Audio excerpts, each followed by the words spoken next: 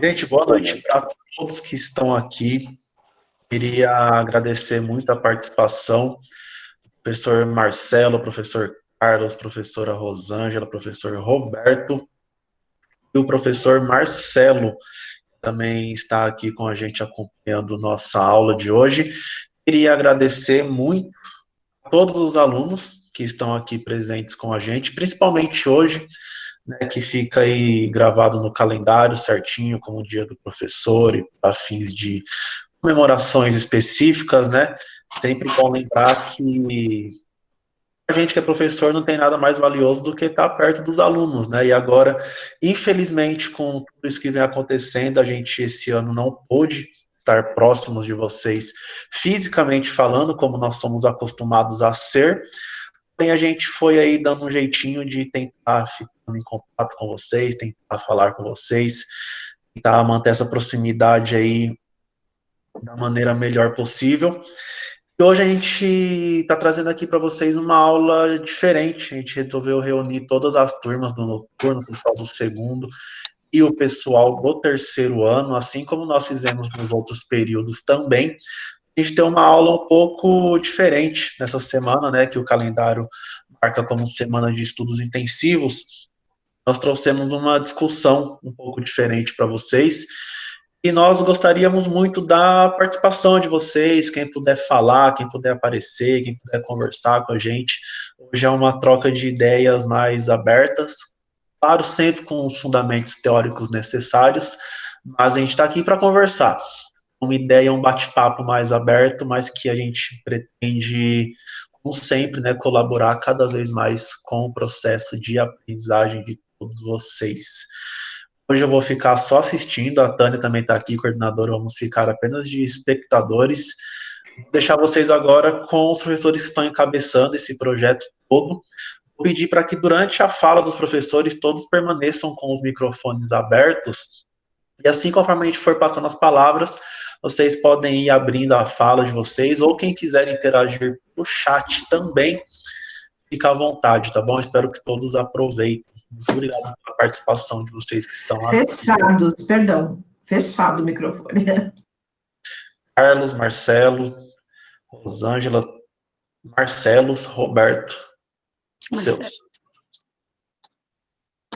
Bom, eu vou começando aqui, Dan, agradecendo a oportunidade, né, de repente participar dessa aula aí, português, filosofia, matemática, né, essa interação é uma coisa que a gente busca já há muito tempo, né, é um prazer enorme poder estar discutindo com os companheiros e com os amigos, né, com os professores, ainda mais nesse dia que é importante para nós, né, eu acho que é importante pelo fato não só da gente ser professor, mas pela oportunidade de discutir a questão humana, né, do que é o ser humano dentro desse processo que a gente vive hoje, dentro desse contexto que a gente está tendo agora, né, essa coisa de pandemia, e ao mesmo tempo surgiram algumas reflexões e eu compartilhei algumas coisas com alguns amigos aqui, e essas reflexões a gente vai colocar em pauta aqui hoje para debater um pouco sobre elas, né, e eu só tenho a agradecer, e agradecer aos alunos aí que estão dando essa oportunidade da gente poder explanar um pouco sobre isso. Legal? Vai falando aí, Marcelo, Rô.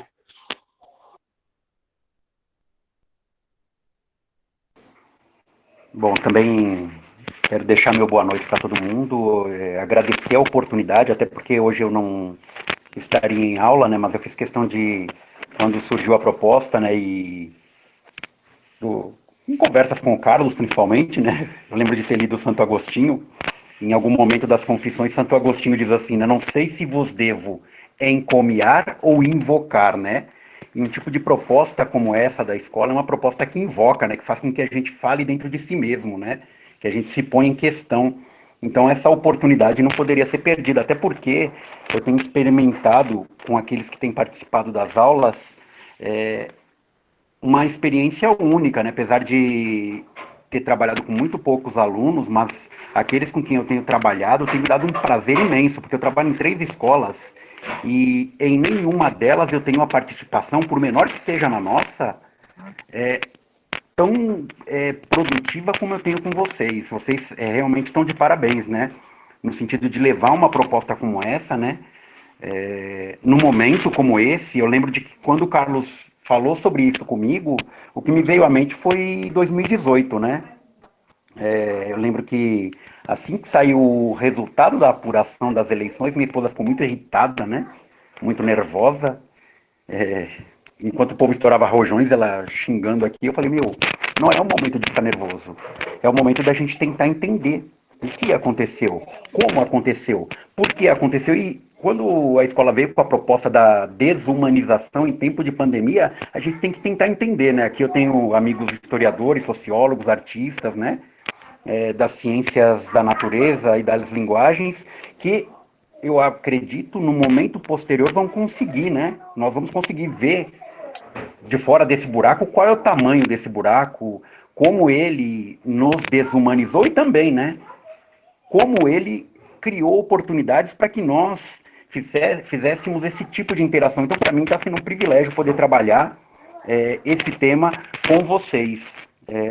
Por enquanto é isso, né? Vamos ver como a coisa vai correndo aqui, a gente vai fazendo algumas intervenções.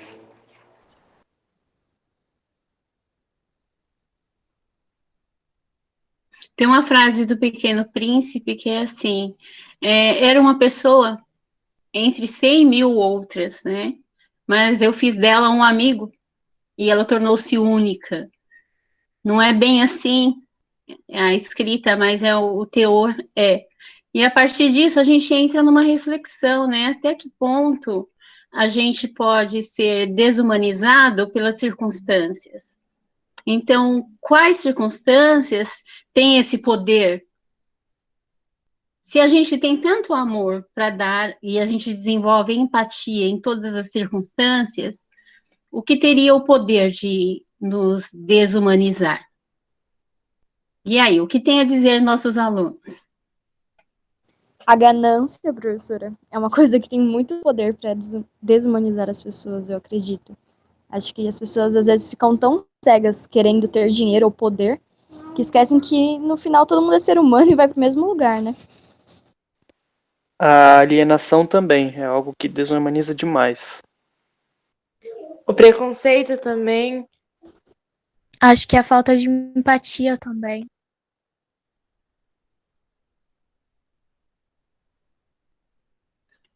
Mas vocês acham que tem esse poder se a gente tomar o amor como essência?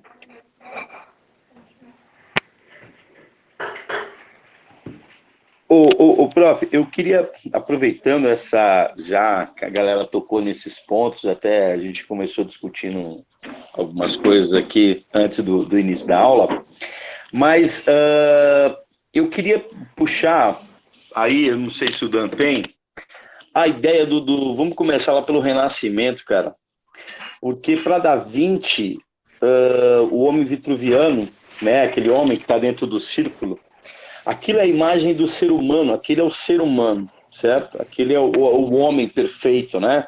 Toda a nossa referência estrutural de estrutura de desenho, talvez de pensamento, se eu estiver errado aí, o professor de filosofia me corrija, mas tudo a gente parte dali, né? Vamos partir dali de um ponto do Renascimento. Eu gostaria de pegar essa obra, que é o Homem Vitruviano, para a gente poder imaginar. Ali a gente tem um homem na sua essência perfeita no corpo físico, né? Com pernas e braços, e Da Vinci nos apresenta a perfeição humana, ok? Mas aí a pergunta que eu também faço aos amigos, aos alunos, assim, o que nos torna verdadeiramente humanos, né, cara? O que é esse ser humano? Antes de a gente falar de desumanização, o que é o ser humano, né?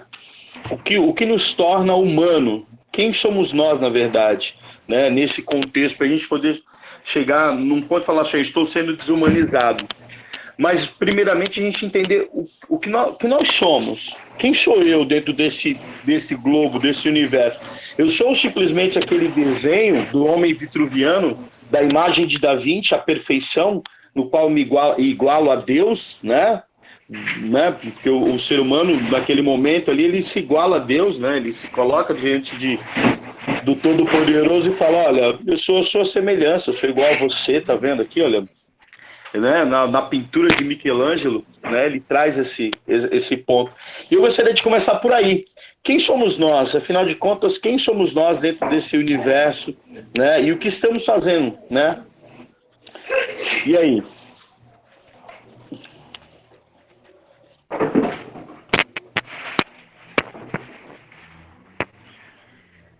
Bela frase, somos quem serei. Muito bom. Isso que eu ia falar, chegou uma resposta aqui no chat do Guilherme. Somos quem quisermos ser. Isso me lembra uma banda dos anos 80, muito boa, os Dinheiros do Havaí, cara.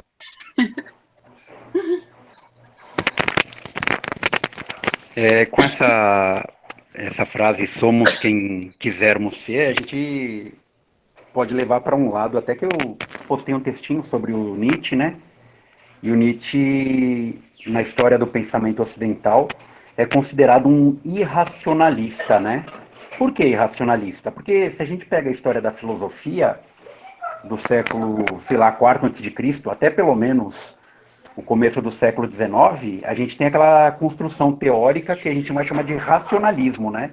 E quando a gente fala de racionalismo, a gente tem duas grandes ideias a partir do século XV e XVI, né? Que é a teoria intelectualista ou idealista, e também, por outro lado, a teoria empirista, né? Seja como for, existe uma ideia de razão.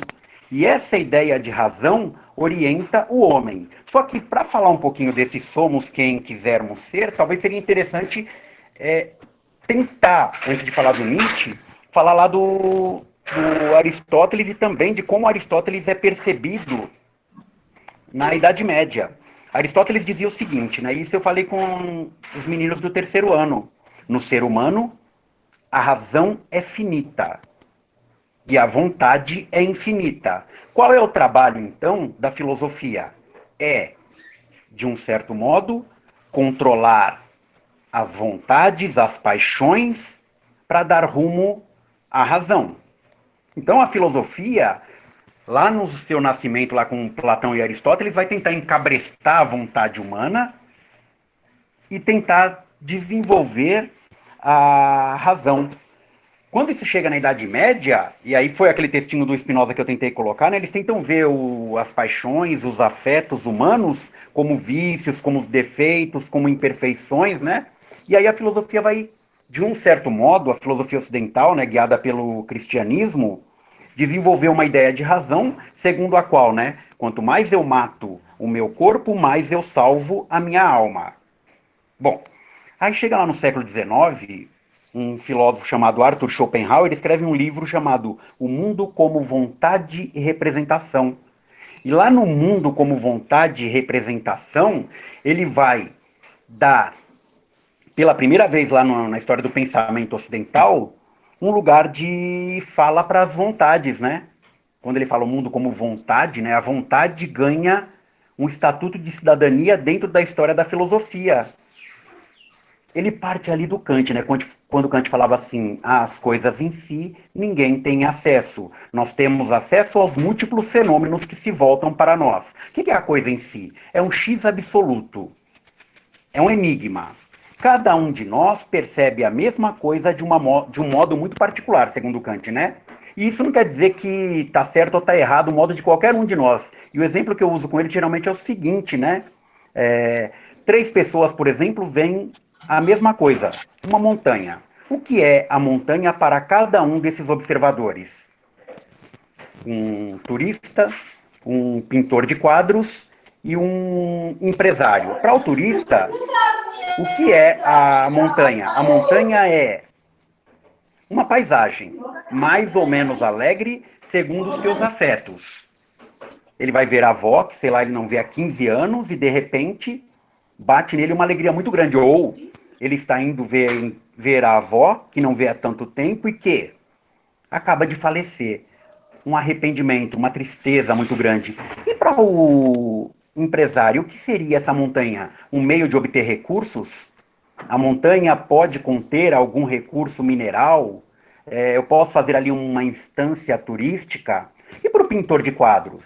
Luz, cores, superfície, sombra, ponto de fuga. Tá vendo? Ninguém tá certo, ninguém tá errado, segundo Kant. E é por isso que ele diz que cada um percebe a coisa de um modo particular. O Schopenhauer pega isso e fala, eu sei o que é a coisa em si, é a vontade. E aí ele desenvolve a vontade de representação.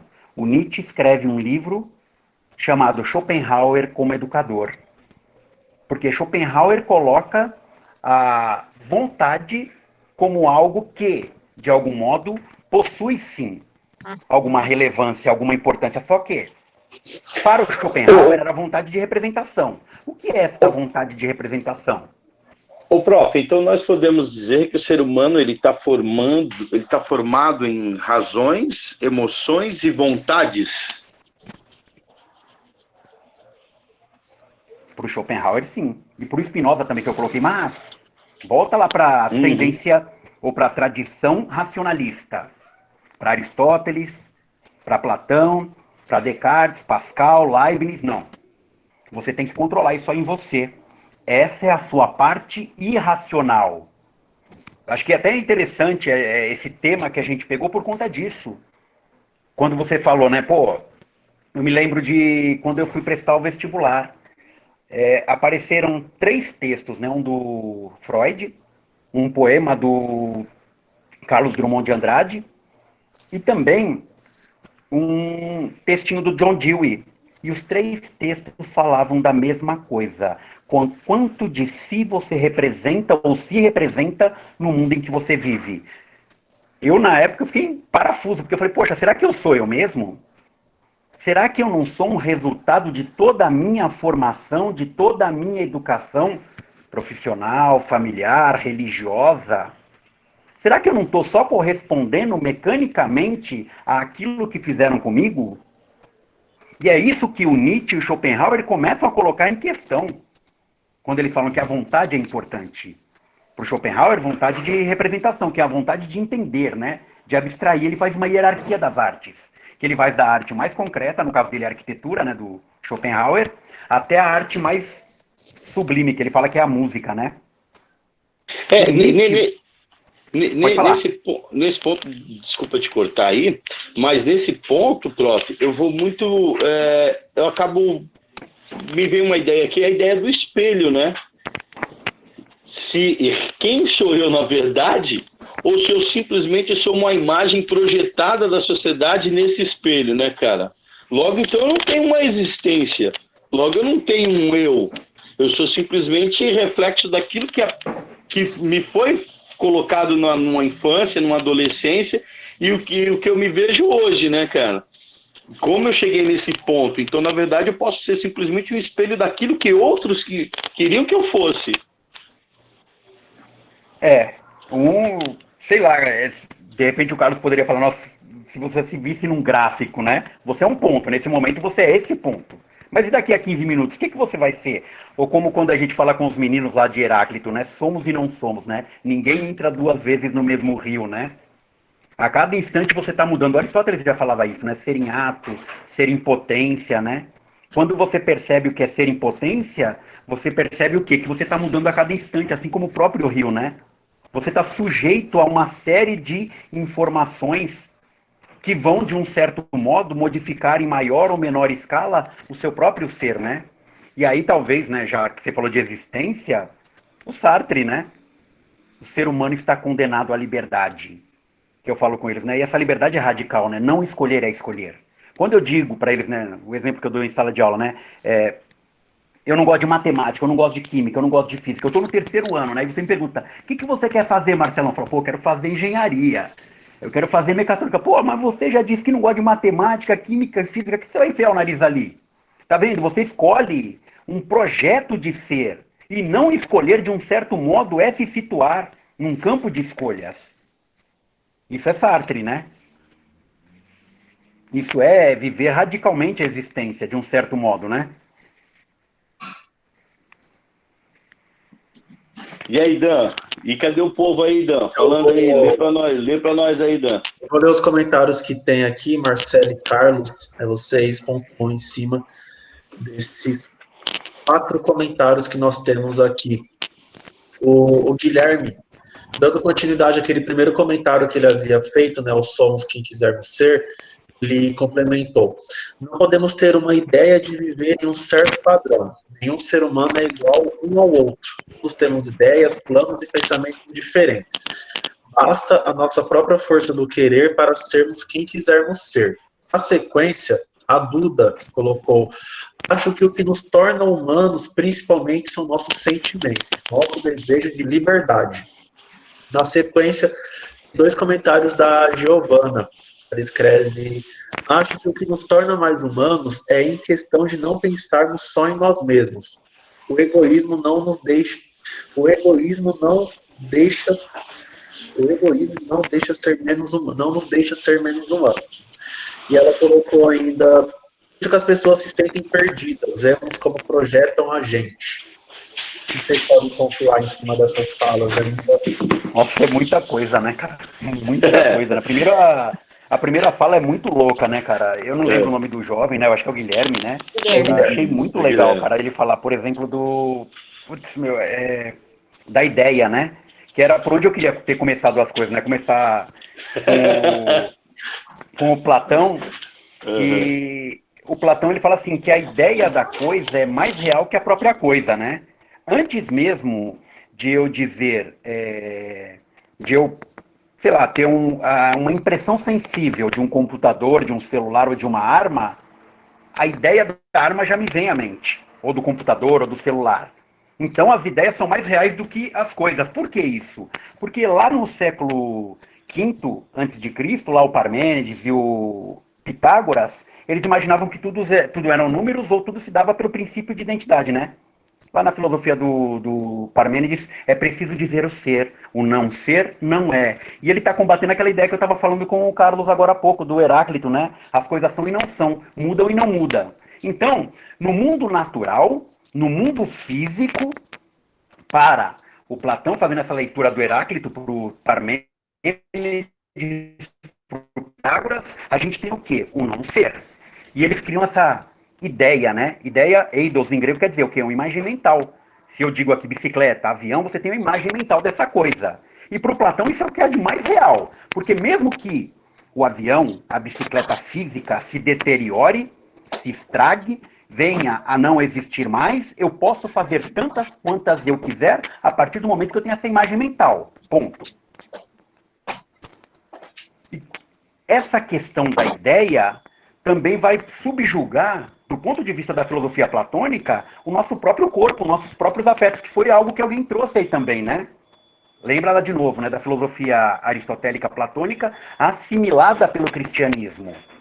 O meu corpo é um campo aberto para concupiscências, para desejos baixos. E toda vez que eu cedo as minhas paixões aos meus afetos corporais, segundo Platão, segundo Aristóteles, segundo a metafísica medieval, eu tendo a degenerar no meu ser. Então essa questão das ideias é algo meio complicado, porque era por aí que eu queria pegar a mesma questão, né? Quando eu falei do Spinoza, ele fala, há filósofos que abandonam a natureza que realmente existe, que é essa questão de nós temos afetos, paixões, desejos, para erigir paixões que não existem, afetos que não existem. E aí, como Maquiavel, o Spinoza vai dizer, né? Eles abandonam o que têm pelo que eles nunca vão ter. E aí eles começam a detestar, odiar, vilipendiar as paixões. Ele fala assim, o Spinoza, né? No final das contas, o que a gente tem que fazer com essa coisa da paixão? Tentar entendê-la. Não há nada mais natural no momento como esse em que a gente está vivendo do que se sentir solitário, angustiado, com raiva, querendo sair. Tudo isso é natural. E quando a gente trabalha de um modo idealista, que foi motivo de grandes brigas lá na faculdade, muitas vezes você se torna meio totalitário, né? Eu tento impor a minha ideia, tal e qual eu a concebo em mim, para cada um de vocês. Prof, e isso que você está falando agora, isso está me reforçando muito a ideia do espelho, cara. Eu não sei porquê, mas eu acabo me sentindo uma pintura de Francis Bacon, acabo me tornando um ser, ou um ser fragmentado, né, na verdade, né, ali nas pinturas cubistas, eu me sinto um ser fragmentado, né, cara, porque muitas vezes eu não vou, como citaram aqui os sentimentos... Boa noite, feliz dia do professor. Valeu! Eu não vou ter a clareza de realmente entender o meu sentimento e quem sou. Porque, pelo que eu estou entendendo e o que você está nos passando, eu estou me sentindo meio que um reflexo daquilo que as pessoas queriam que eu fosse, né? Talvez eu, usando aí, eu penso, logo existo, mas será que realmente eu existo ou só sou esse reflexo projetado das ideias de Platão, das ideias de uma sociedade, né, que molda um ser humano dentro de uma perfeição, dentro de um sentimento, ou como você acabou de citar, assim, por exemplo, como lidar com essa raiva, com essa angústia, com essa intolerância, ou quando eu estou preso, né, por algo, né, que me força a ficar dentro de casa, e como lidar com esse sentimento, né, com esse sentimento que talvez eu não sei o que é, e que a sociedade simplesmente projetou em cima de mim. E como lidar com isso? Você quer responder já essa fala do Carlos? Você quer responder? Acho que o Robertão quer falar também. Também eu tenho duas perguntas no chat. Você quer fazer um combo geralzão para sua cabeça faiscar assim? Deixa o Carlos falar um pouco primeiro, para eu pensar um pouco. Não, porque eu tô me sentindo um espelho, cara. Eu juro pra você, velho. Eu tô assim, eu tô vendo isso aqui. Eu tô um espelho, velho. Eu olho pra minha cara, eu me vejo uma pintura de Francis Bacon. Totalmente distorcida, cara. Muito, muito bom, muito bom. Robertão, quer falar? Seu microfone tá fechado, Roberto. Microfone. Robertão, seu microfone tá fechado, a gente não tá te ouvindo.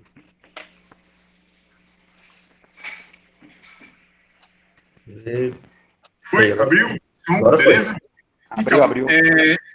Em tempos de youtubers de harmonização facial, o que é uma dica, a provocação que eu vou fazer, o que tem a ver a matemática com essa discussão aí, olha, foi falado de René Descartes, plano, cartesiano, foi falado muito aí, o Carlos falou várias vezes a palavra que eu gostaria de ouvir. O que tem a ver a matemática com essa discussão aí que vocês estão tendo, do sucesso, existe um sucesso, a gente poderia falar assim, a matemática favorece, a pergunta seria essa, a matemática, em algum modo, favorece o sucesso de um youtuber? De que maneira?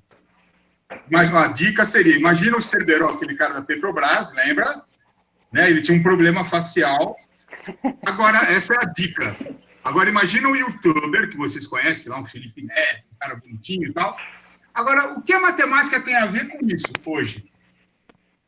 Desafio para os alunos aí. Aonde entra a matemática? E ela está relacionada com o desafio do homem vitruviano, que é um desafio. Segundo Vitrúvio, que era um arquiteto do século XV, o cara desafiou. Falou, olha, a construção, para ser bela, tem que harmonizar. Harmonizar. Como assim? As pessoas têm que olhar e falar, nossa, mano, essa obra é muito bonita. O Da Vinci foi lá e fez um ser humano dentro do que era o objetivo, né, que era um quadrado e um círculo. E ele tinha que desenhar um ser humano lá. E o Da Vinci roubou, na verdade. Ele deslocou. Se vocês estudarem, você vai ver que ele deslocou o quadrado para baixo. Ninguém fazia isso. Ele foi lá e fez. Talvez ele tivesse mais, sei lá. Mas, enfim, o desafio é esse. Aonde a harmonia, e eu quero a palavra, né? Vocês falaram várias vezes, o Carlos falou várias vezes a palavra. Aonde a matemática entra nisso hoje? Desafio dos alunos. Manda bala aí. Marcelo, enquanto os alunos vão respondendo o Robertão, que já chegou uma resposta aqui para ele, inclusive, Eu vou trazer duas respostas anteriores que tinham para você comentar, e na sequência eu já devolvo para o Robertão, com a resposta que for chegando enquanto você fala. A Nicole colocou, na verdade, se eu entendi, somos então uma folha em branco. Nosso ciclo de convivência vai escrevendo nessa folha. E assim vamos nos construindo, e só após perceber isso podemos sair dessa folha e ser quem somos. E na sequência, a Duda escreveu: nosso meio nos molda. Em todos temos os diferenciais que nos tornam únicos. Comenta essas duas falas para mim, por favor, que na sequência já tem mais respostas aqui para o Robertão, da questão dele. Essas frases da Nicole e da Duda são muito interessantes no contexto de crise, né? O que é um indivíduo, né? Às vezes, a gente pode, né? Eu acho que até vou cometer um deslize, vou derrapar um pouco para a sua área aí, né, Danilo? E aí você me dá uma rasteira, qualquer coisa, né? Investir na identidade. Então, eu posso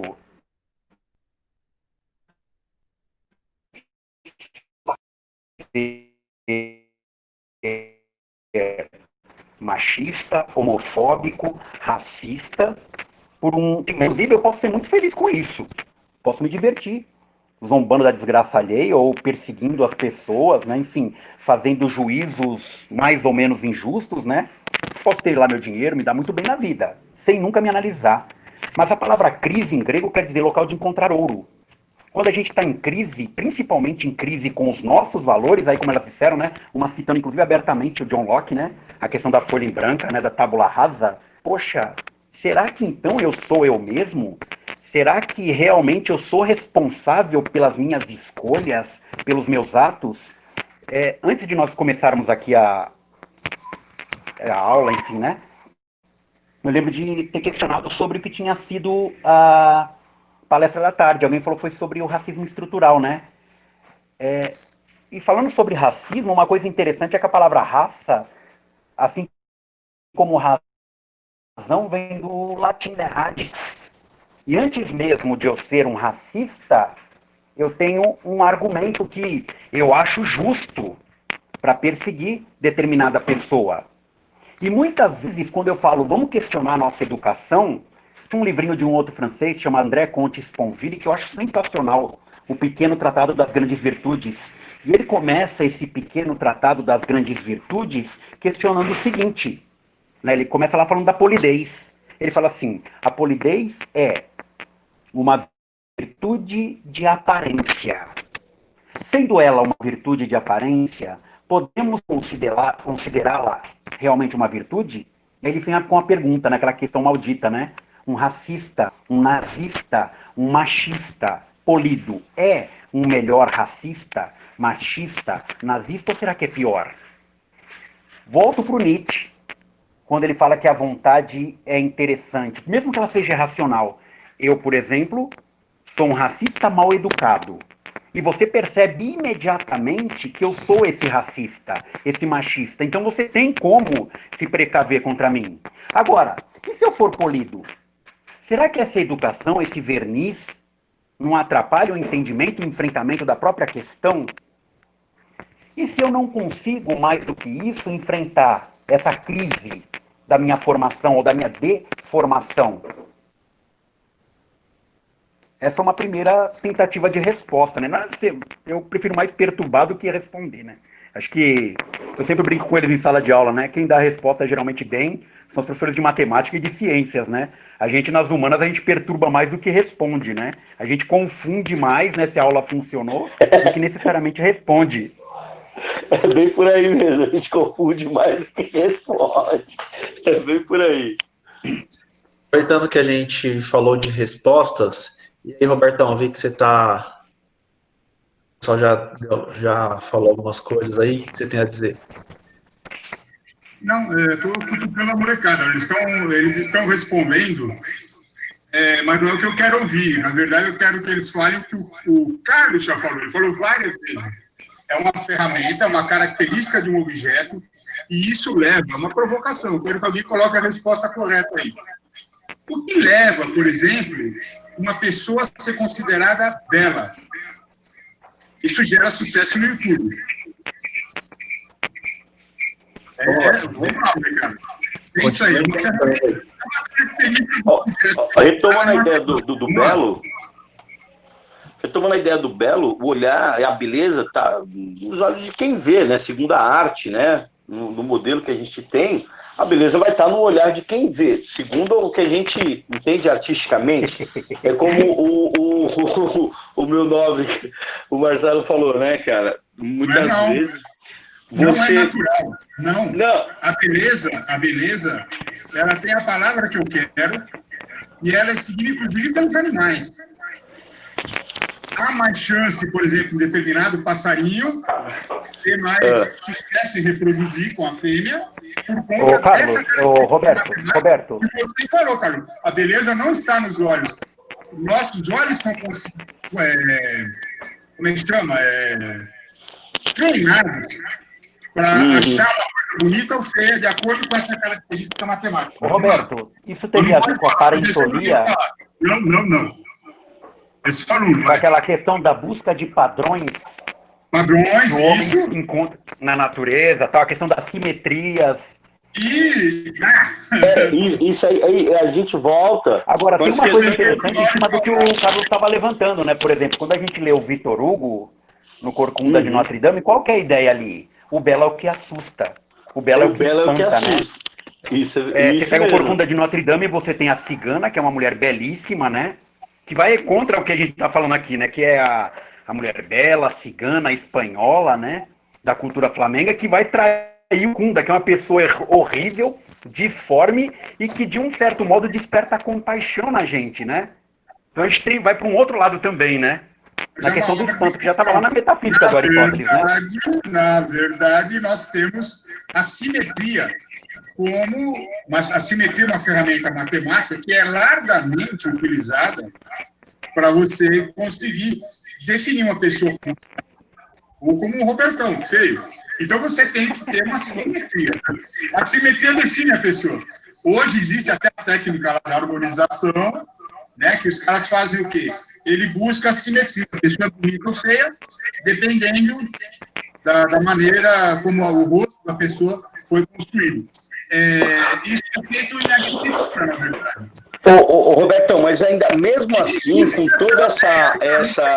Isso é subjetivo, né, cara? Isso é muito subjetivo, porque, na verdade, nem sempre... Nem sempre porque...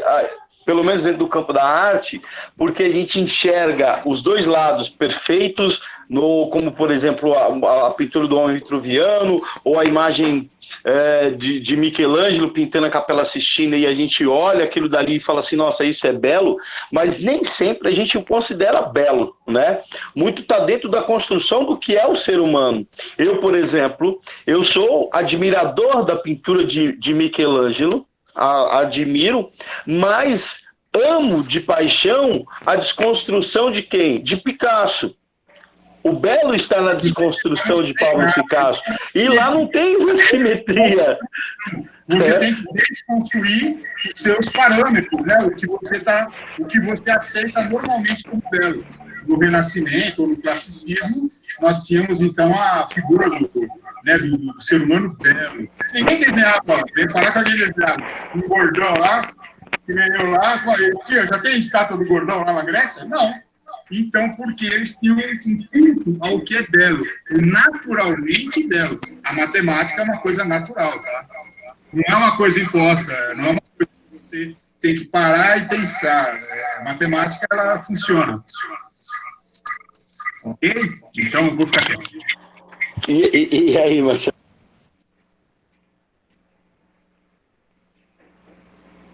Gente, eu vou ler que tem mais interações aqui no chat. Vamos lá, que tem bastante coisa aqui enquanto vocês estavam debatendo. A última fala antes do Robertão, Guilherme Costa, de novo. Ele aproveitou o gancho que o Marcelo citou com relação a nazismo, machismo, essas coisas. Professor, já que você citou o nazismo, eu tenho uma pergunta. Qual a sua opinião em relação às atitudes e pensamentos de Hitler? Na sequência, Arthur, o Leonardo, a Thaís. O Arthur, o Leonardo e a Thaís, eles respondem ainda essa fala do Robertão. O Robertão até respondeu aqui o Arthur. E na sequência tem mais uma fala da Duda. Falando, professor, o que você acha que incentivou toda essa desconstrução da criação que tivemos em relação a preconceitos? Vai lá, Marcelo, Carlos, Robertão, quem quiser. Primeiro tem uma pergunta sobre o Hitler e segundo uma pergunta sobre a desconstrução de preconceitos. Quem começa aí? Quer começar, Carlos?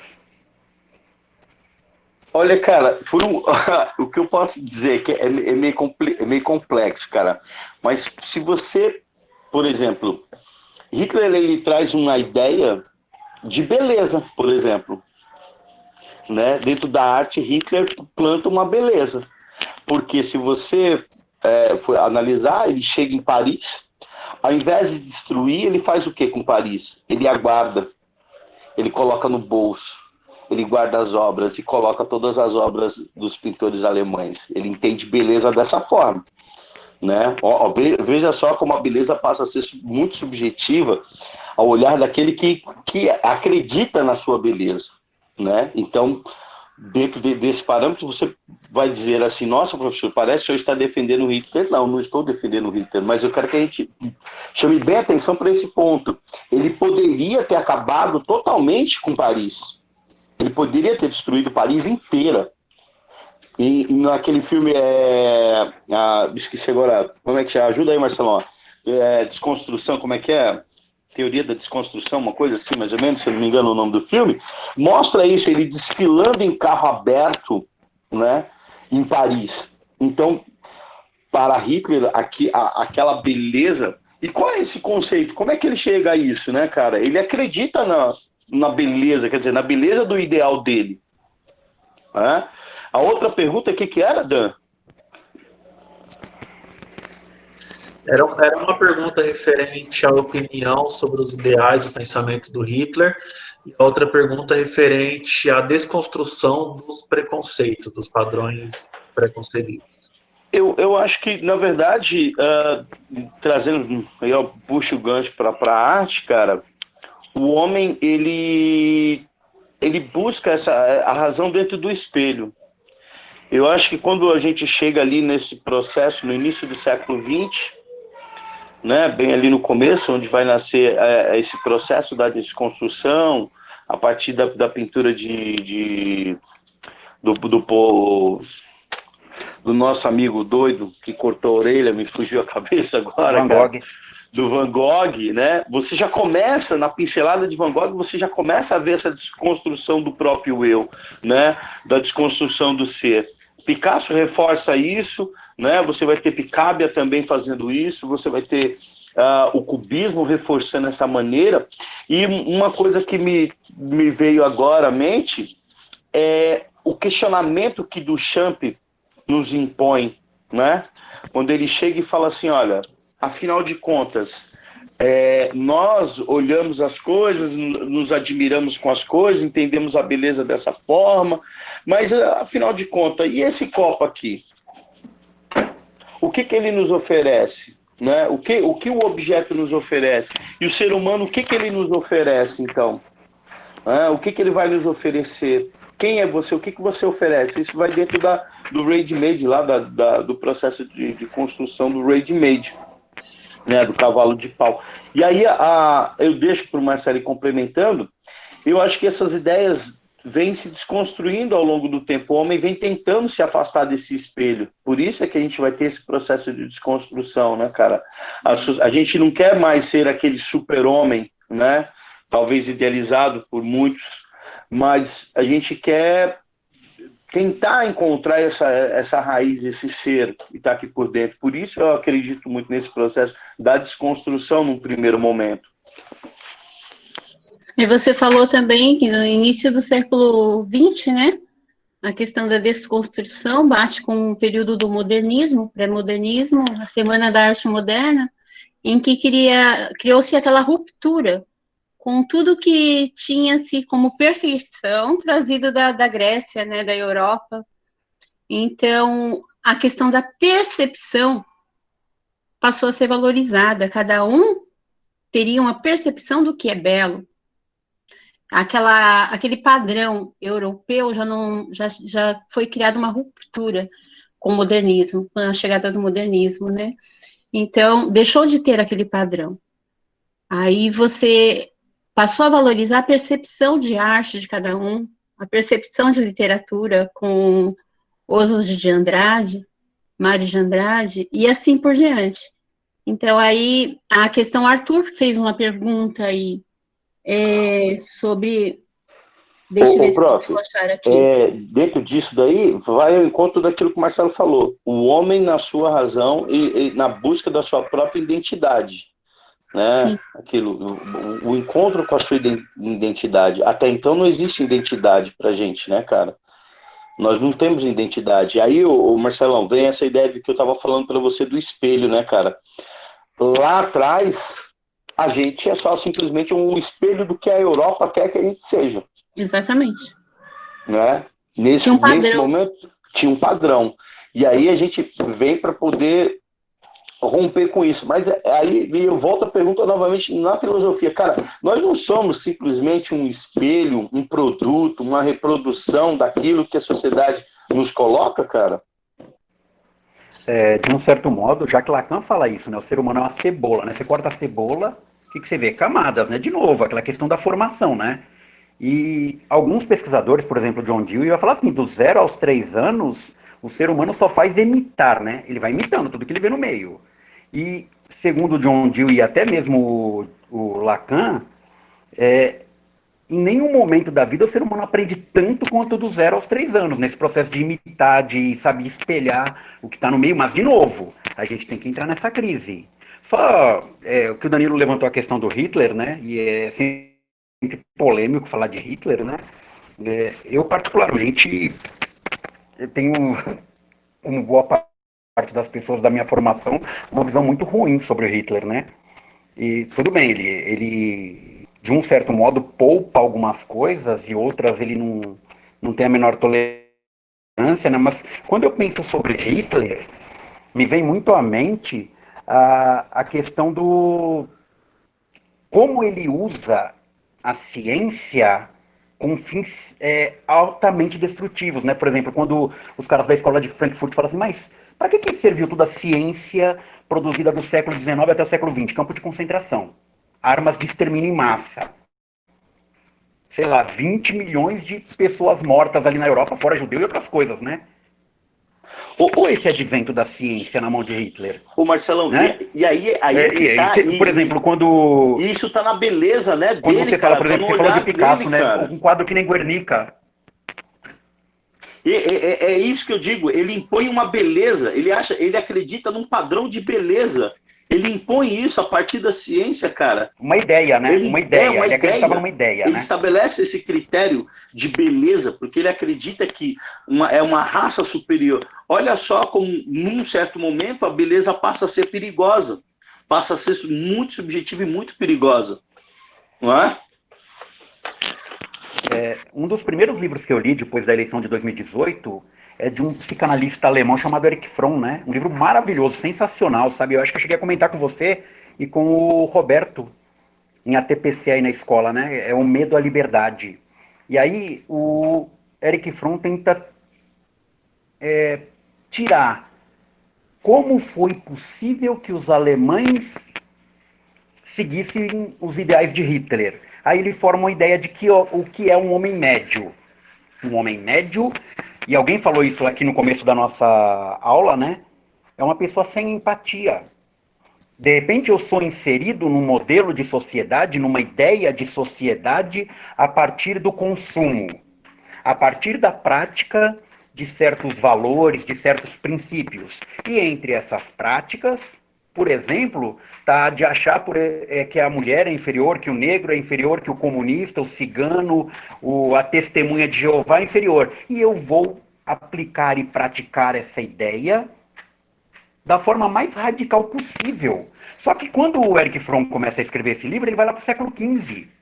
E ele vê no caráter protestante do quando o protestantismo estava ali se formando, alguma coisa meio já aceitando a repressão. Mente vazia, oficina do demônio, a frasezinha lá do Lutero. Mano, o que é isso? Você aí não pode desfrutar de ócio. Você vai ter que entrar para o mundo do negócio e aí você vai se inserir na sociedade. Aí talvez o Danilo possa fazer alguma fala sobre o Max Weber, pelo consumo, pela propriedade, e não pelo que você é, pelo que você sente. É fácil perder a empatia num contexto como esse. É fácil, no meio da multidão, você se tornar um pontinho subjugado. E o Hitler foi muito eficiente nisso. Você pega o Goebbels, cara. O Goebbels era um gênio. Eu não gosto do que ele fez, mas a psicologia de massas dele funcionou. É complicado, né? Aproveitando, Marcelo, que você me chamou, você estava falando, eu estava lendo duas perguntas que estão aqui no chat, eu estava formulando mais uma, eu vou fazer um apanhadão geralzão para você. Já que você citou o Weber, fica a indicação. O Weber tem uma leitura excepcional sobre isso que você acabou de falar, a ética protestante e o espírito do capitalismo. Não é uma leitura fácil, Weber não é uma das leituras mais fáceis que você vai encontrar dentro da sociologia, mas ele traz uma leitura bem interessante desse processo de crescimento do capitalismo pautado nas religiões protestantes, em cima, inclusive, dessa fala do Lutero.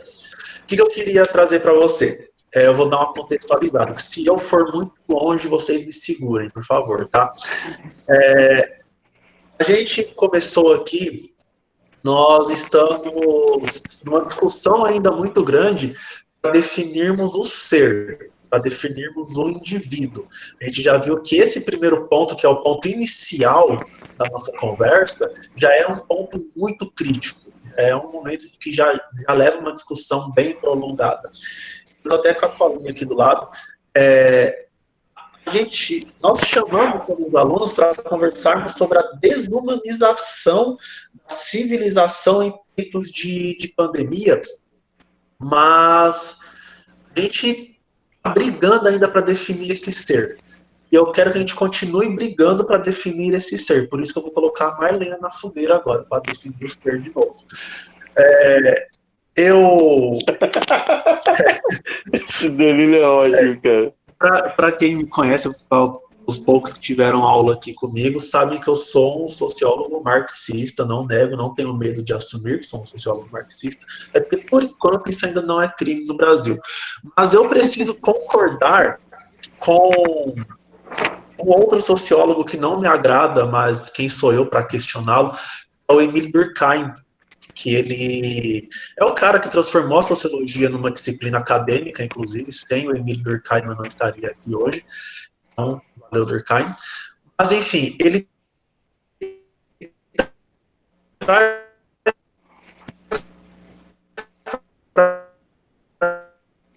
gente e a sociedade, ela é o indivíduo, forma a sociedade que forma o indivíduo através do que ele vai chamar lá dos fatos sociais. Os fatos sociais lá pro Durkheim são as manifestações coletivas da sociedade que formam os caráteres indivíduos de cada membro desta sociedade. Então ele vai entender que toda sociedade ela é um organismo vivo, ela é como se fosse uma pessoa que carrega em si vontades, desejos e angústias e sentimentos, e esses sentimentos da sociedade, esse caráter coletivo, é superior a qualquer vontade individual que eu tenha. Tomando por um exemplo bem que é o exemplo mais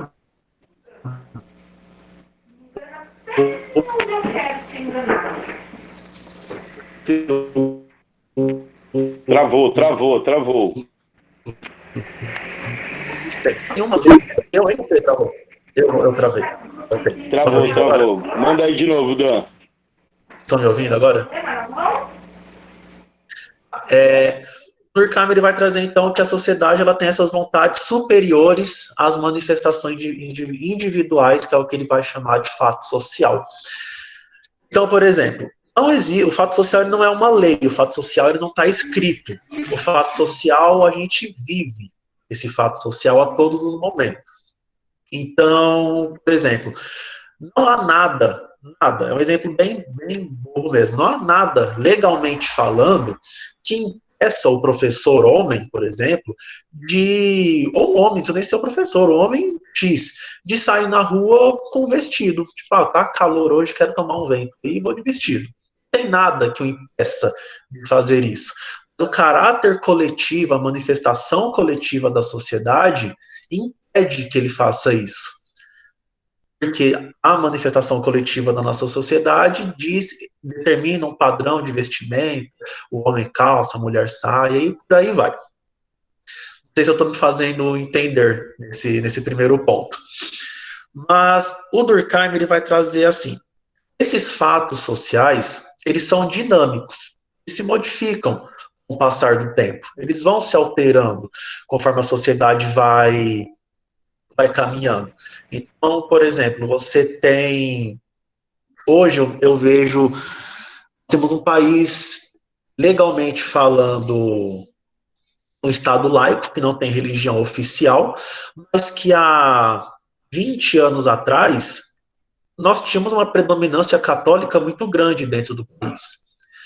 Hoje, caminhando, né, pelas redes sociais, eu vejo fatos inéditos. Eu vejo católicos sendo contrariados. Outras religiões, não vou citar qual, enfim, mas não que católico não possa ser contrariado, só estou dando um exemplo, mas eu vejo outras religiões que eram, entre aspas, mais fracas, batendo de frente com a religião católica. Isso é algo que não acontecia antes.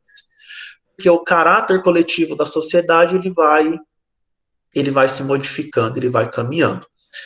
Dito isto, quando nós entramos em pandemia, muito falou-se que vamos sair melhores dessa, vamos sair seres humanos melhores, essa pandemia vai nos ensinar muita coisa, que vamos ter mais compaixão, que vamos ter não sei o quê, como se a pandemia fosse modificar todo o caráter coletivo da sociedade, como se esse pequeno fato que é a pandemia, que é um pequeno fato dentre todos os pontos que constituem essa teia social, fosse modificar todo o resto da teia. E o que nós vemos na prática agora não é que melhorou, na verdade, piorou. Nós temos alguns pontos que pioraram. Nós temos mais pessoas falando, mais pessoas reivindicando, só que as atitudes que nós julgávamos que fossem melhorar, não melhoraram. O indivíduo, continua igual. Então, você vê, por exemplo, manifestações, até pegando a fala da tarde, manifestações antirracistas ainda sofrem os mesmos ataques. Manifestações feministas ainda sofrem os mesmos ataques. Zonas periféricas ainda sofrem os mesmos ataques. Nada melhorou. Só modificou a maneira de se atacar. Aí eu vou complementar com a pergunta do pessoal que está aqui. A Thaís, ela escreveu: o professor Marcelo também falou sobre o machismo, e eu queria saber como o feminismo consegue ter tanta força nos dias de hoje, sendo que as mulheres não tinham voz naquela época para conseguir levantar um movimento como esse.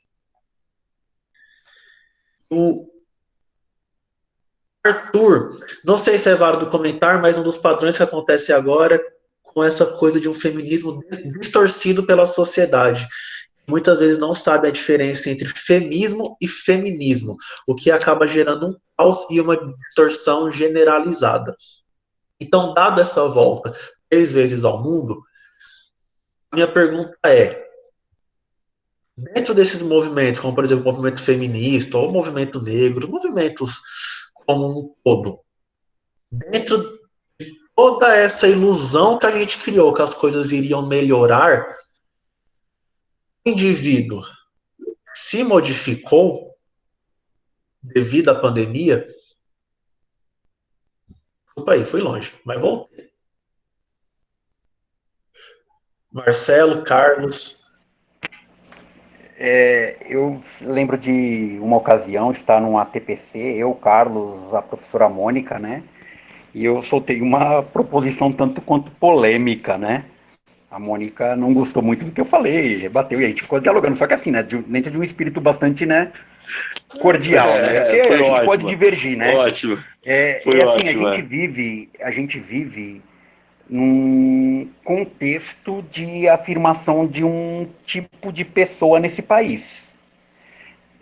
Eu vou citar 2 livros aqui que falam desse assunto. Um é do Jean Mariguian, né, A Irreligiosidade do Futuro, e o outro do camarada que parece muito com o Carlos, né, que é o Slavoj Zizek, um livro chamado Violência. Tanto o Guian quanto o Zizek pensam o seguinte: a questão dos direitos, e aí falando da questão do machismo que a menina me perguntou, né, eles são conquistados, né? E o Zizek defende que, em algum momento, vai ter que haver uma quantidade X de intolerância, de violência, de enfrentamento, porque como a gente está perdendo direitos e ninguém fala nada, a gente vai perdendo direitos por atacado, né?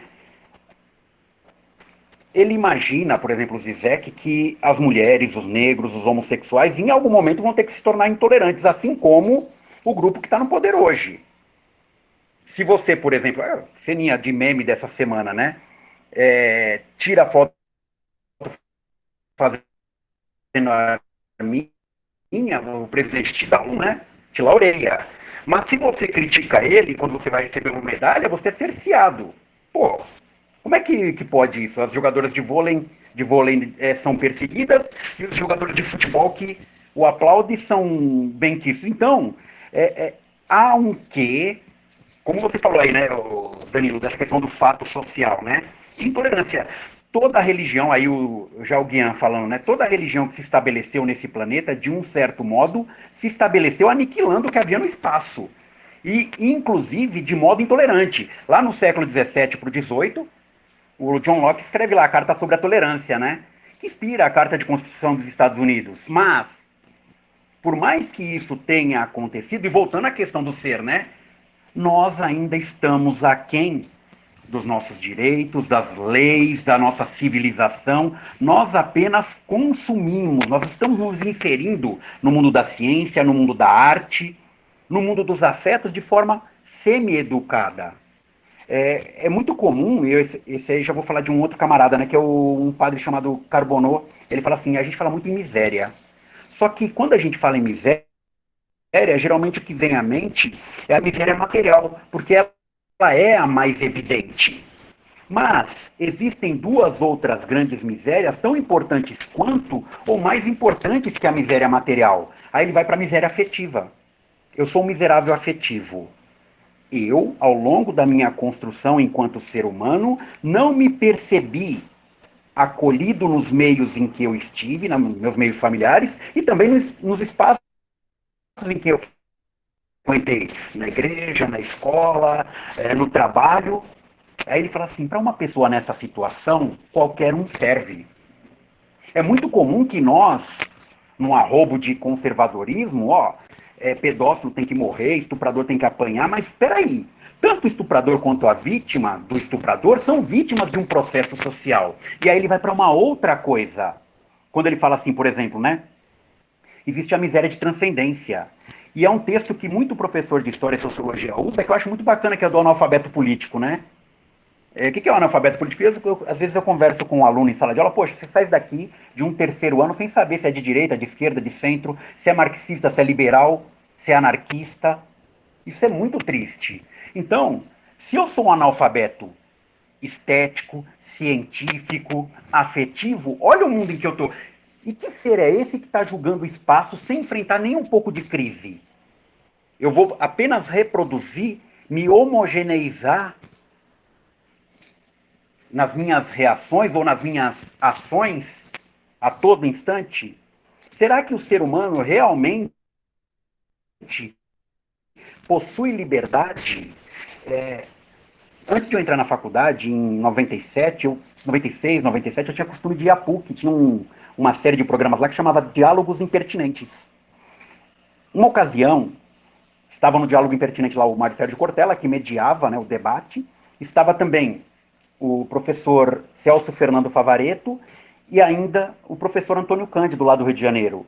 Em um dado momento, o Mário Sérgio Cortella dá uma cutucada no Cândido Mendes, fala assim: professor Cândido Mendes, os norte-americanos estadunidenses se julgam muito livres, porque se você pergunta para cada um deles quanto é 7 vezes 42, qualquer um saca um celular, uma calculadora, faz a conta. O senhor acha que realmente eles são livres?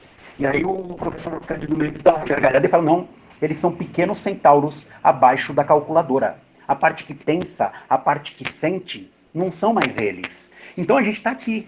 Sabe, se a gente fizesse um retrospecto, a gente sempre viveu de certas discretas esperanças, né?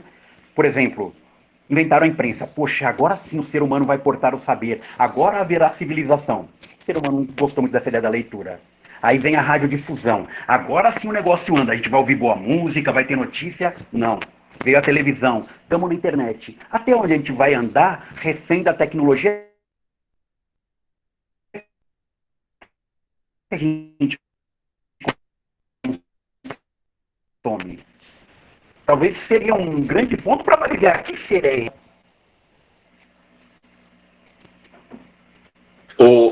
Marcelão, dentro disso daí, eu acabei, né, até pro Dan, de repente, chamar uma galera aí que está tendo uma discussão no paralelo aí.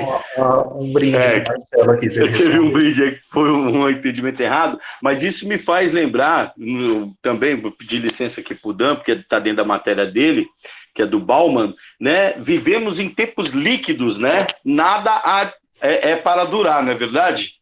Então eu acredito que o ser humano, ele está nesse processo, né, cara? Nessa liquidez, né? Ele está nesse momento. O homem, ele não está nessa profundidade. Nós achávamos que quando nós fôssemos isolados, nós sempre reclamávamos disso. Porque nós precisamos de um tempo para pensar, né? Precisamos de um tempo para refletir. Nós tivemos esse tempo dentro da pandemia, né, cara? E, para ser sincero com você, eu acredito que o ser humano, ele não se transformou, não. Ele continuou sendo ainda aquele homem vitruviano que eu vejo lá do século XV, século XVI, lá na pintura de Da Vinci, né, cara? O ser humano, ele, num certo momento, ele não vamos dizer assim, se eu estiver errado, não evolui moralmente, né? Ele não se aprofunda. Então, mesmo sendo esse tempo líquido, esse tempo que não há de nada, não vai durar para sempre, mas nós não, vamos dizer assim, nós não evoluímos, talvez, né, dentro desse processo. O homem ainda não se teve. Aproveitando esse gancho, desse entendimento, que acabou saindo uma frase errada aqui, acho que a Lali não entendeu muito bem o ponto que o Marcelo colocou, para você puxar aí, Dan. Deixa eu tentar falar um pouquinho sobre isso. Assim, quando você vai a um processo como esse, né, de estupro, de pedofilia, muitas vezes você tem ali um psiquiatra, né? Um psicólogo. E ele vai avaliar em que medida esse sujeito que praticou o ato também, de algum modo, não foi vítima disso. E aí a gente entra nessa questão da barbárie, né? Vamos bater? Vamos espancar? Bom, não é essa intolerância que eu estou falando. A intolerância por defesa de direito é uma. A intolerância com um ser humano que foi vítima é outra, né? Bom, se eu estupro por maldade, como alguém está inferindo aí, de repente, talvez sim. Mas e se essa pessoa, como a gente está falando aqui, em algum momento, também foi vítima sistematicamente de abusos? E aí, eu queria muito ter trabalhado com o textinho do Spinoza, né? Tem a natureza e tem o naturalizado, né? Tem a natureza e tem o naturalizado. E aí a pessoa começa a naturalizar. Eu começo a bater hoje, como diz o Rousseau, né? Quem começa a bater não termina matando. Se você defende espancar uma pessoa por qualquer ato e por mais injustificado que ele seja, então você termina matando. O Rousseau já falava isso lá no Emílio dele. Não se bate em ninguém. Para isso existe a justiça. E de novo, né? Quem acredita na justiça E a justiça ocidental ela tem uma base no cristianismo, né? Você odeia o pecado, mas o pecador. Para isso existe a medida de ressocialização. E se eu, por exemplo, que cometi um ato bárbaro, extremamente grave, sou avaliado como incapaz de voltar à sociedade, eu vou ficar lá no hospital psiquiátrico, ou sei lá o quê, o resto da minha vida, porque eu não tenho mais condições mínimas de me ressocializar. Pode falar, Nicole. Pra mim, tira uma dúvida. Como o senhor está dizendo que a gente não pode resolver um ato assim com agressão, correto? Teve uma parte que o senhor também disse que ambos são vítimas. Mas o senhor disse A agressão é pra um mim, fracasso de discurso, né? o agressor, ele de um jeito ou de outro, ele tá cometendo um ato de agressão com a vítima. Desculpa, mas tudo bem, a gente não pode resolver esse ato com agressão. Mas a partir do momento que ele está fazendo algo contra a vontade da vítima, isso está ferrando com o psicológico dela, isso está acabando com a vida de muitas delas. Então, tudo bem, não sou a favor da agressão, mas o que ele está fazendo é um tipo de agressão. E desculpa, mas a gente mora num país. Eu penso em ser advogada, mas mesmo assim, a gente mora num país que não tem nenhum pingo de justiça. A gente realmente tem leis, e não funcionam pra nada. Então, eu, Nicole, minha opinião, não acredito que seja uma outra vítima, porque a partir do momento que você olha pra uma pessoa ou pra uma criança e pensa que você vai ficar com aquela pessoa à força contra a vontade dela, desculpa, professor, mas está sendo um tipo de agressão também. A gente não pode resolver com agressão, porém o que ele tá fazendo com a gente é um tipo de agressão. Pelo menos minha opinião. Com certeza, é uma agressão. E aí, de novo, né? Você vai estudar no direito, é o direito contratualista, né? Quando eu te agrido, eu te ofendo, eu te roubo, eu furto, eu estou me colocando fora da sociedade. É por isso que existe a lei, para enquadrar, para qualificar o meu crime. E é por isso que, dentro de um processo, você tem um especialista. Dependendo do crime, você tem um tipo de especialista para dar um aval, para corroborar a sentença. Se você for promotora, você vai procurar especialistas que corroborem o seu argumento. Se você for advogada, você também vai procurar especialista. Só que é o seguinte, a gente não vai para o argumento puro e simples da violência no direito. Você se coloca fora do estado social, quando você vai para o argumento puro e simples da violência. Aí, por exemplo, vai lá, eu causei, sei lá, eu pratiquei tal crime. Você vai provar que eu não tenho condições, você vai querer a pena máxima para mim, que eu nunca mais saio, vai defender isso. Aí, mas sempre de uma ideia de racionalidade. E aí eu volto àquela questão que eu trouxe no começo. Nós, seres humanos, muitas vezes somos espelho da própria sociedade, né, cara? Nós somos esse espelho distorcido que é colocado, que o que é abordado é como você acabou de falar.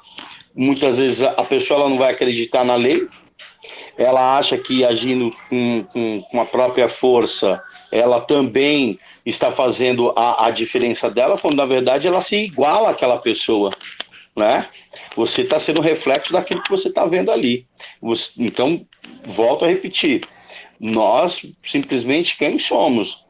E esse espelho reprodutor de certas situações, né? O que o Marcelo diz aqui é entregamos a justiça, acreditamos na justiça, ou a gente vai forjar novamente um país que muitas vezes é forjado dessa forma na base da violência. Então nós, seres humanos, somos seres violentos por natureza. Ô, professor, licença. Oi, lá. Por que a gente, vamos supor, a nossa justiça, desculpa a palavra, mas ela é uma merda, é horrível. Aí, como que o senhor fala pra mim que a justiça não faz nada e eu vou tentar fazer, eu me igualo à pessoa que fez algo pra mim? Então, porque na verdade você está reproduzindo aquilo que ele acabou de executar. Ele cometeu um ato violento, você concorda? Uma barbárie. O que você faz? Você vai lá, pega a pessoa e pratica a mesma coisa, você mata. Qual a diferença entre vocês dois?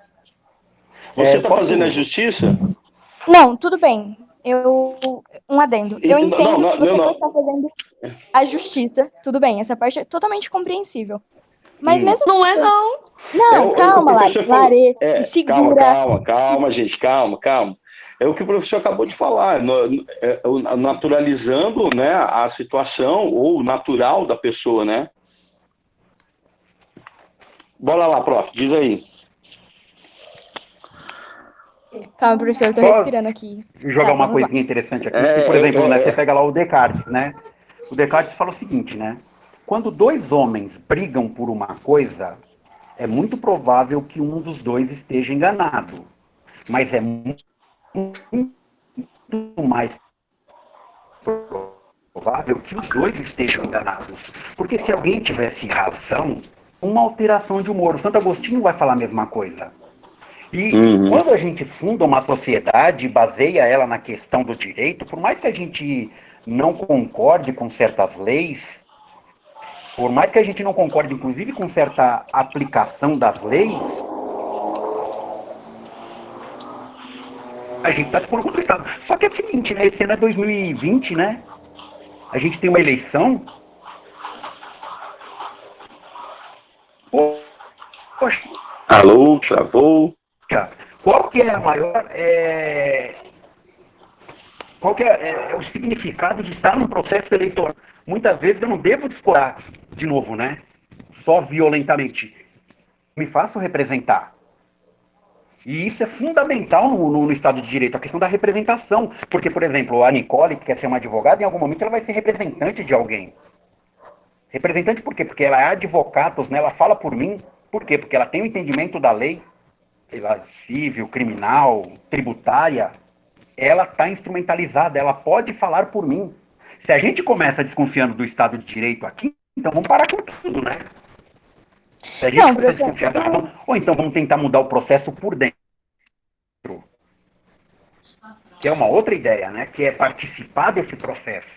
É entrar nesse processo, na razão desse processo. Por que a gente elegeu tão mal, durante tanto tempo, tantos representantes? Não. Alô, estão ouvindo? Nicole, você ia falar? Não, eu entendo, tudo bem, eu respeito. Tanto que nessa parte do direito, eu entendo que realmente tem vezes que a gente tem o direito realmente. Mas, professor, é muito raro, principalmente em casos de abuso, você ter o seu direito garantido. É uma coisa que realmente, se você não tiver um representante, se você não tiver, vamos dizer assim, um conhecimento pelo menos do seu direito, muitas pessoas ficam caladas, professor, pro resto da vida. Você descobre que aconteceu algo anos depois, entendeu?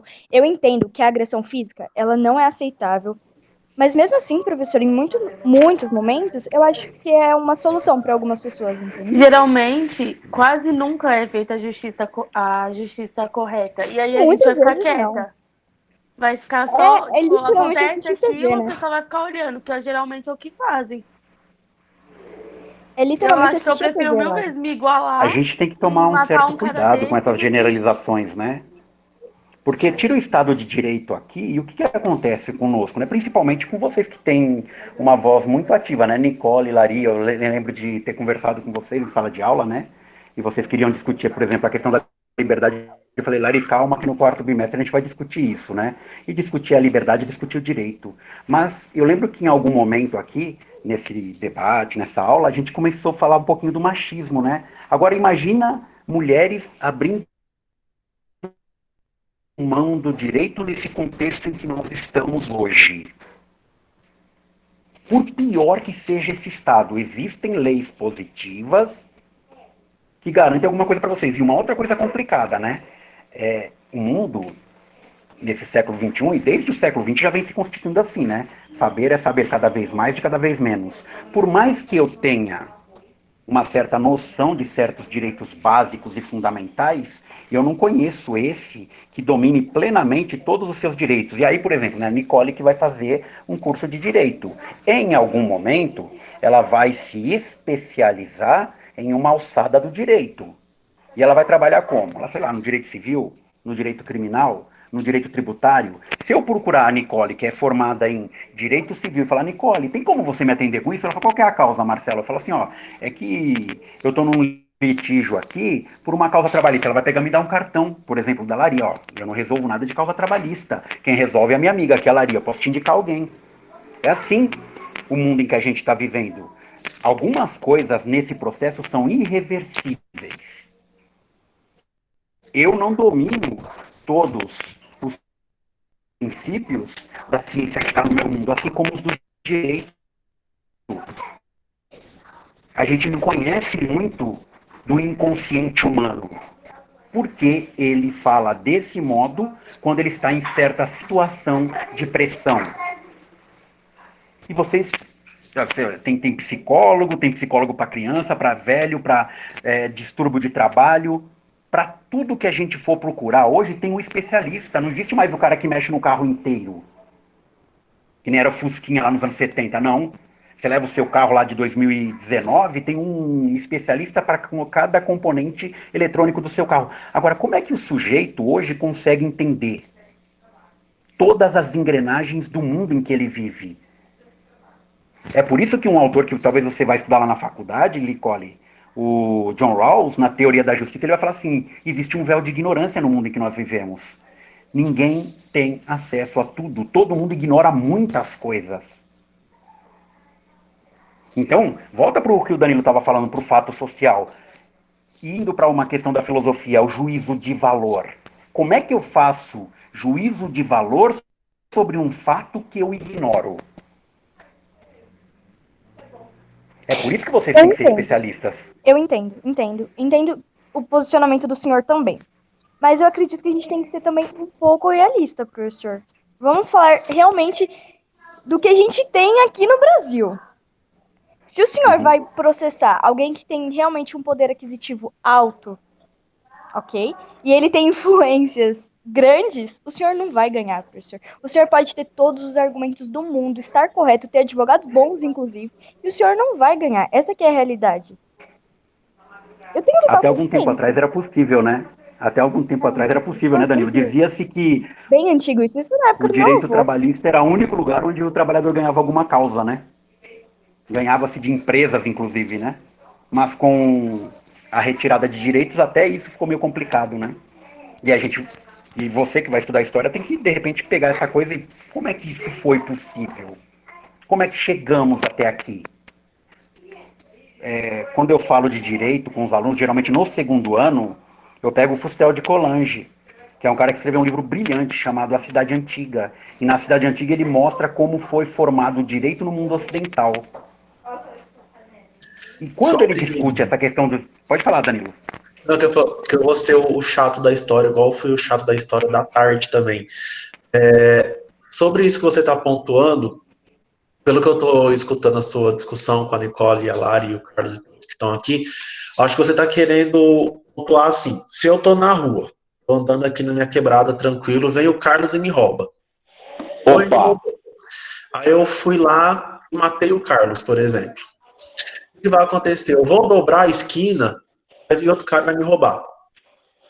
Acho que o que você tentou pontuar, não sei se eu entendi errado também, foi não vai adiantar eu punir o ator do crime somente, enquanto eu não mudar toda a conjuntura estrutural que permite a execução desse crime. Não sei se foi isso. Então não vai adiantar eu prender... o cara... É o Estado robesiano, né? Oi? É o Estado robesiano, né? Não vai adiantar, desculpa, eu dou total apoio para as minas aí que querem sentar o cacete dos estupradores, tamo junto, mas eu concordo também quando é dito que não vai adiantar um estuprador ser arrebentado na paulada se a gente não fizer uma operação, até pegando essa parte penal mesmo falando, construindo possibilidades para que isso não volte a ocorrer. Se eu arrebento um na paulada, vai ter dois que vão estar podendo fazer isso e se safando legalmente falando também. Até como a Nicole falou, se o cara tiver mais influência, mais dinheiro, ele vai se livrar. A gente sabe que ele vai se livrar. Isso aí é inegável. Então, o que precisa muito ser feito é criar as condições legais, sociais e por aí vai, para que legalmente falando, nós também sejamos responsáveis.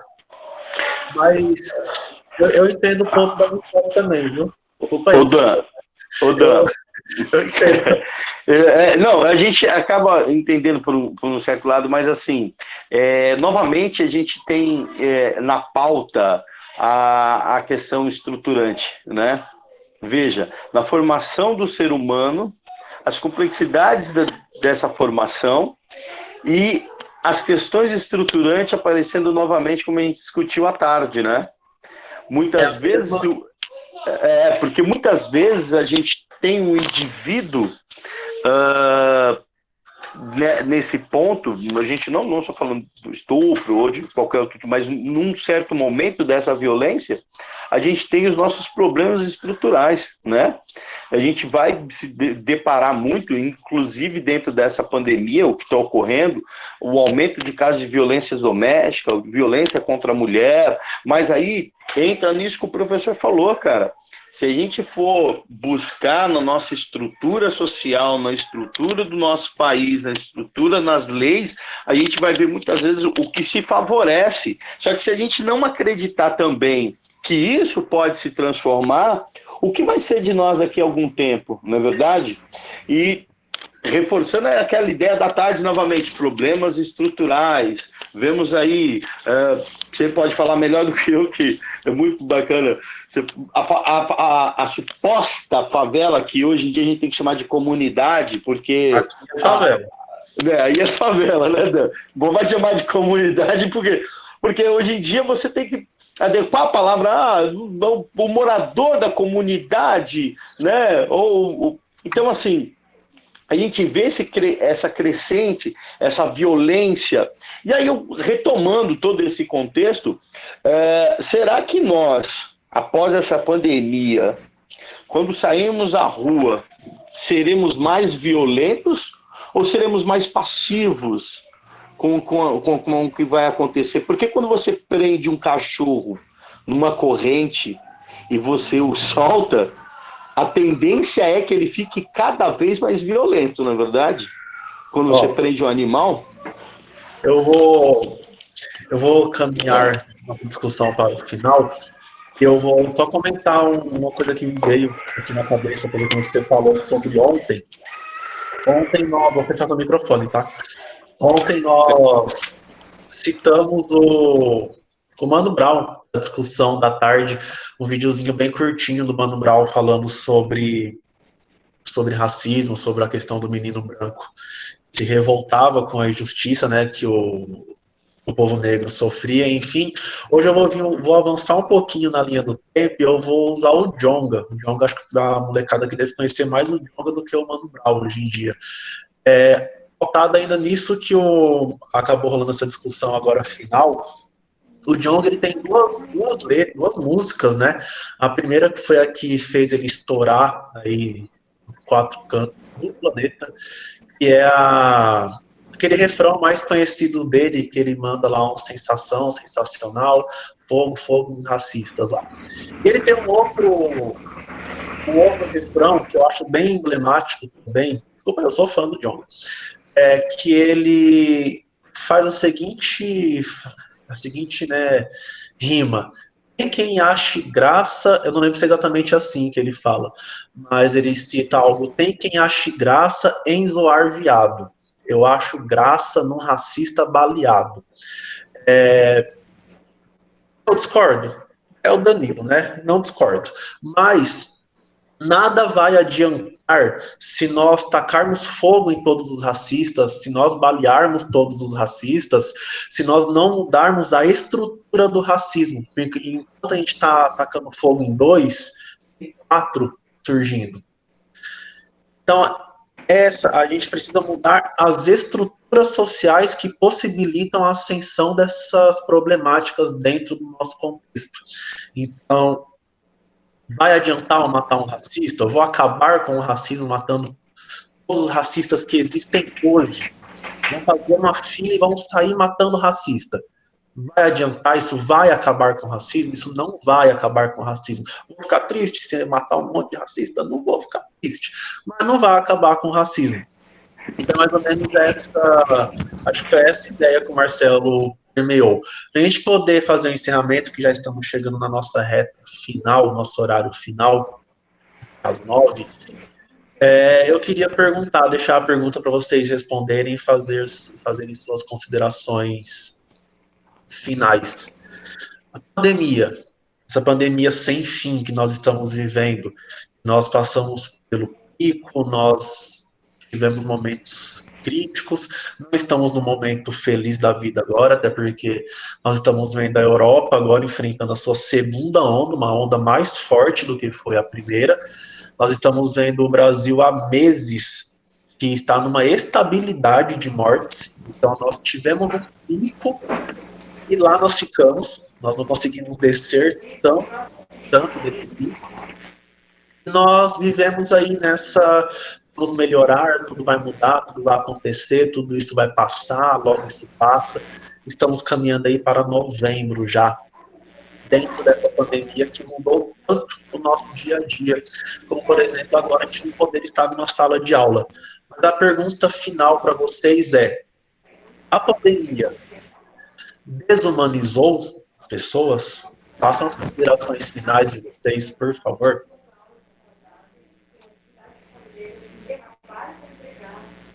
Começar a Marcela, na sequência fala o Carlos, o Rosângela, se quiserem falar. Ô, Dan, deixa aí os pratos fechar, eu vou abrir essa parte aí. Olha, cara, eu acho que num certo momento, sim, viu, cara, desumanizou. Eu ainda tô muito preocupado porque eu sigo muito essa ideia de que quando você prende um cachorro numa coleira e deixa ele muito tempo preso, né? Imagina você prender um cachorro por um ano e ele nem sempre recebe um auxílio, não recebe um afeto, ele se torna um ser violento. E algum tempo atrás, eu e o Marcelo, lá na sala dos professores, a gente discutiu alguns pontos a respeito que uma sociedade muitas vezes se forja na violência. E eu acho que a nossa sociedade hoje, a sociedade brasileira em si, ela caminha por esse processo. Ela precisa passar por um processo talvez de violência para um crescimento interno, né, cara? Nós nunca atravessamos uma guerra. E é a primeira vez que nós estamos passando um processo de pandemia tão forte assim. E é uma guerra, mas é uma guerra interna, uma guerra de você contra você mesmo. Então eu acredito que o ser humano ele vai sair um pouco desumanizado, sim. Ele vai acabar saindo um pouco mais crítico e muito mais violento depois dessa pandemia. E, galera, obrigado aí, valeu a força aí, desculpa se a gente extrapolou alguma coisa aí, mas valeu e agradecer aos professores e aos alunos, e é um prazer enorme. Dan, não deixa essa ideia morrer não, cara, vamos sempre retomar ela aí, beleza? Obrigado pela oportunidade. Isso, vamos lá. Vamos retomar essas ideias sempre, essas discussões são maravilhosas. Obrigado, gente, valeu, hein? Bom, eu penso mais ou menos em cima daquilo que o Danilo falou, né? E tem mais ou menos o mesmo princípio teórico e político do Danilo, né? Eu acredito em outra ordem. Eu acredito em outro mundo. Só que aí tem que discutir certos processos de desigualdade, né? Quando o Rousseau vem lá no século XVIII com o discurso sobre a desigualdade entre os homens, ele pergunta assim, o que é desigualdade? A desigualdade é natural? Pergunta dele, né? E ele ganhou um prêmio com isso, né? Da sociedade lá de Dijon. Ele fala assim, não, existe desigualdade na natureza? Claro que existe. Eu sou velho, vocês são jovens, tenho deficiência visual, né? Vocês não têm, tem pessoas normais, altas, baixas, gordas, negras, etc, né? Isso não é problema. O Rousseau fala, né? O problema é quando alguém cria a desigualdade social. Eu tenho, você não tem. Eu sou, você não é. E aí quando a gente parte para essa questão da desigualdade social, aí a coisa fica complicada, porque aí vai para onde a Nicole e a Lari levantaram a questão. Bom, então eu compro a justiça e você não compra. Então você sabe com quem está falando? Então, eu acredito que, como o Carlos, vai haver ainda muita intolerância. Eu não sei, sinceramente, eu não sei que mundo vai ser o pós-pandemia. O Danilo é um historiador e a gente, às vezes, tem uma certa prudência nessas coisas, né? A gente vai ter que esperar um pouco. A gente vai ter que pegar dados, documentos, pesquisas, né? Para ver o que aconteceu naquele período. Quais eram as políticas, enfim, né? De que sistemas nós dispunhamos para enfrentar o que estava acontecendo, né? Qual era a nossa formação como ser humano? Qual era a nossa formação material? qual era a nossa formação intelectual também para enfrentar o que a gente está vivendo.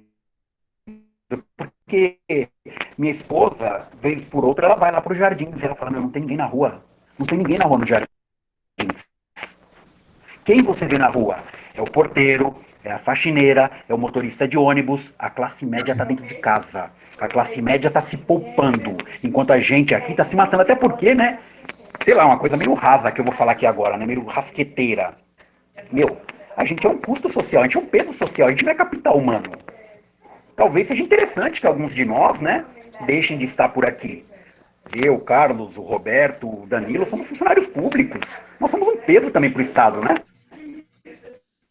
Dentro de uma aritmética perversa, talvez a gente tenha aqui, né? Até para enxugar o Estado, não é o discurso que está na moda agora? Cadê a humanidade aí? Ô, prof, posso só dar, aproveitando sua fala, só para finalizar, vou deixar uma dica aqui. Assistam no Snowpiercer, uma série da Netflix. Por algum excesso, porque às vezes... Isso,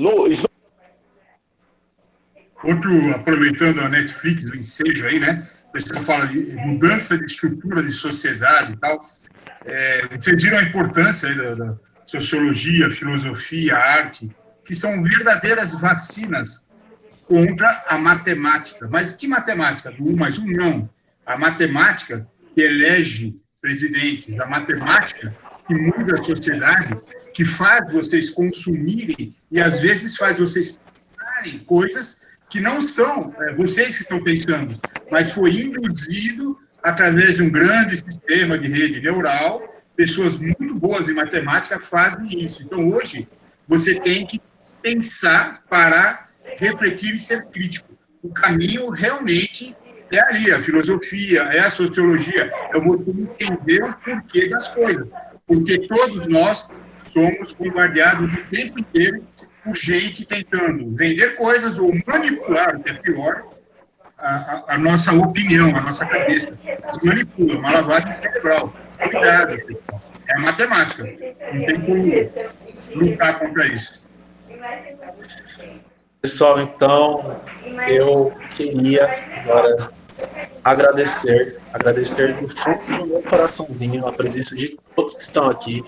Agradeço muito a contribuição do professor Carlos, do professor Marcelo, da professora Rosângela, professor Roberto de Matemática, que está aqui enfrentando essa galera de humanas, até aí, ó, dando a contribuição, enfrentando esse pessoal de humanas que tem toda a cabeça fora do lugar. Pessoal de humanas, a gente sabe que não funciona muito bem. Queria agradecer também a presença da Tânia, coordenadora da manhã e da tarde, que está aqui assistindo a gente. Professor Marcelo, de Biologia, que também está aqui acompanhando a gente. Professor David, de Química e Física, que também está aqui conosco. Mas, aproveitando o que eu falei com o pessoal da tarde, eu falo para vocês do noturno também. Eu sempre puxo o saco mais dos alunos, isso é muito mais forte do que eu. Então, o meu agradecimento mesmo é para vocês, alunos, que estão aqui conosco, que interagiram, que participaram, que debateram principalmente, que foram para cima, que falaram, que argumentaram. Não se esqueçam que para nós que somos professores, nada faria sentido se não fossem por vocês. Se nós estamos aqui hoje conversando, pensando em fazer alguma coisa nova, é sempre pensando no melhor para vocês. E eu espero que a gente possa se reencontrar logo aí, quem sabe, né, presencial, não sei, mas se não rolar um presencial, que a gente possa tentar fazer um encontro desse aqui, para a gente debater mais alguma coisa, conversar sobre mais alguma coisa. Foi bem produtivo, foi bem legal, espero que todos vocês tenham aproveitado a noite de hoje também, e amanhã tá todo mundo de folga, hein? Amanhã deu feriado para todo mundo liberado.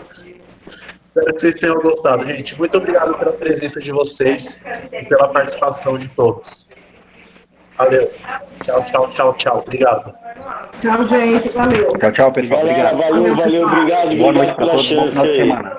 Prazer falar com Valeu, você. gente. Boa noite. Valeu, gente. Valeu mesmo. Obrigado. Até segunda. Tchau,